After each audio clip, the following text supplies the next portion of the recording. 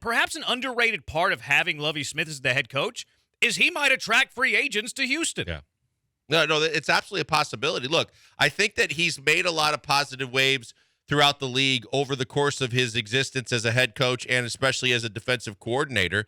And I think that means something. And I think then coming off of everything that happened with the suit with Flores, it's going to mean more in some regards. And I think that the respect that Lovie Smith has, the desire for players to want to play for a guy that they can relate to and they can feel comfortable with, as opposed to, hey, the money's great, but you're going to put me in a really tough situation on a day-to-day basis because I don't like what's going on and what I've heard, locker room, general manager, coach, etc.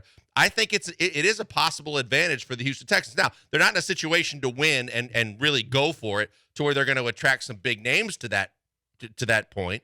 But I think that it's the start of something where if he's going to be here for a couple of years and guys go, look, if I have push comes to shove and I can play for Lovie or I can play for a guy that I don't really believe in or trust, I'm going to play for Lovie. Yeah, I think that's the second way to look at this, too, is the fact that he's not going to get fired after year one. Right. They fired David Culley after one season. That was a terrible look. A lot of people are advocating to keep David Culley and that he surpassed expectations of what the Houston Texans were going to be. If you watch the Houston Texans week in, week out, you can understand that he was overwhelmed for the job, and moving on from David Culley was more than acceptable from Nick Caserio. Now, you can bash Nick Caserio for hiring the guy in the first place, and that's something that I'll listen to, and I think it's a very valid point. But Lovie Smith is going to be here for more than one season. Mm-hmm. Like, there's a good chance he's going to be here for more than 2 seasons. It looks like he's going to be here for at least, like, the next 3 years. And we heard rumors of the contract being up to 3 seasons. Like, I think that's a fair gauge of how long Lovie Smith will be the head coach of the Houston Texans is 3 years. So when you look at the players that he could potentially attract to Houston in free agency, it doesn't necessarily have to be this offseason.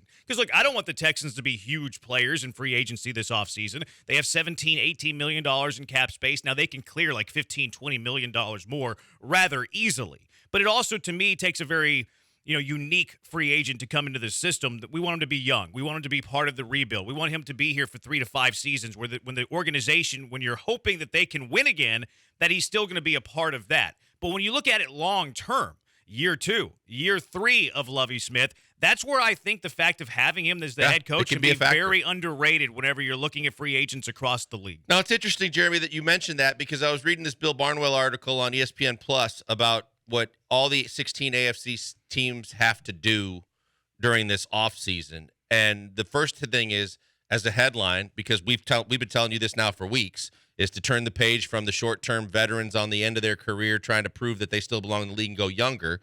The headline is, don't settle for veteran stopgaps and build a young core if you're the Houston Texans.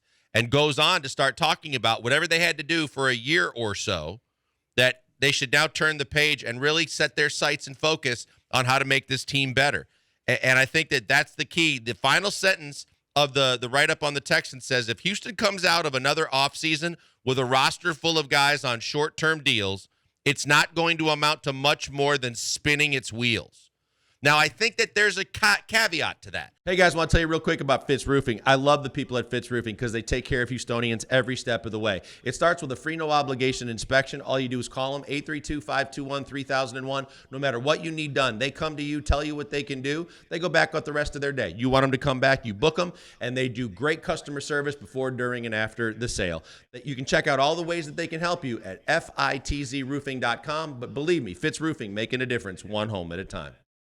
I think if you get a young guy that you're not sure of coming off an injury or otherwise, but you're sure of the fact that he fits the other requirements, he's young, he hasn't reached his ceiling yet, maybe he was in the wrong situation when he got into the league, that you can get him, but you're still not willing to commit for one reason or another, health-wise or otherwise, to a longer-term deal. But if he proves it, you want to be in the mix to bring him back. I think that's a caveat you need to consider. But other than that, I think that they definitely that Barnwell is actually picking up what we've been putting down for a while, which is you got to focus now, instead of getting the guys on the downside of their career, getting guys that haven't actually started the progress on an upside to their career. Yeah, I mean, I think that's whenever you look at the free agency period for the Houston Texans in 2022, I think that's the way that you have to go about it. The only veterans that should be signing with this team, like I'm okay with the 1-year veteran, to be honest with you, because you have to fill out a roster, right? Like I'm all right with the Rex Burkhead for 1 year. I'm fine with the Danny Amendola for 1 year. What you don't want to see is trading for Marcus Cannon. You don't want to see them trading a 4th rounder for Marcus Cannon. You don't want to see a 6th rounder for a Ryan Finley who doesn't even make the team. Like, everything the Texans should do in the offseason should be with the future in mind, whether it's 2023, 2024, and beyond. But I think Lovie Smith helps that. And many people I, for one, didn't even look at the free agency aspect of things when hiring Lovie Smith. I don't think Nick Caserio did either. Whenever you're hiring a head coach, you're not looking to see what kind of impact that it makes in free agency. I think it's more of a happy accident that, this guy's universally loved.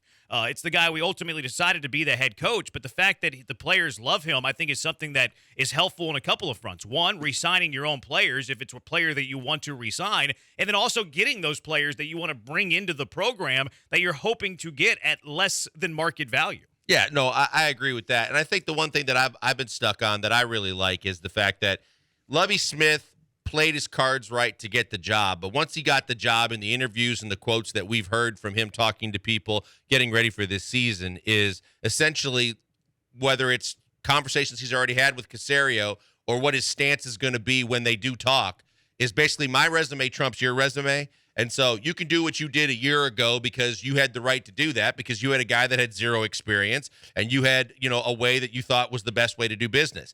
But the way I've always done business, including taking a team to a Super Bowl and having some success and being in the league as long as I've been, is the fact that I'm not going to have you on the headsets. I'm not going to let you pick my whole staff. I'm not going to do the kind of things that you were doing a year ago, because I'm not taking this to do it half-assed and have, and be the puppet that Geppetto's controlling. I'm going to do it the way I know how to do it best. So you might as well respect me now, and we can work on the same parallel level to try and get things accomplished, as opposed to him pulling strings on a coach and making the coach the scapegoat at the end of the year. It's Killer Bees on ESPN 97.5 and ESPN 92.5. Is it an underrated, underappreciated part of hiring Lovie Smith, the impact he could be with free agents choosing the Texans, not necessarily this offseason, but going forward when the Houston Texans are trying this rebuild?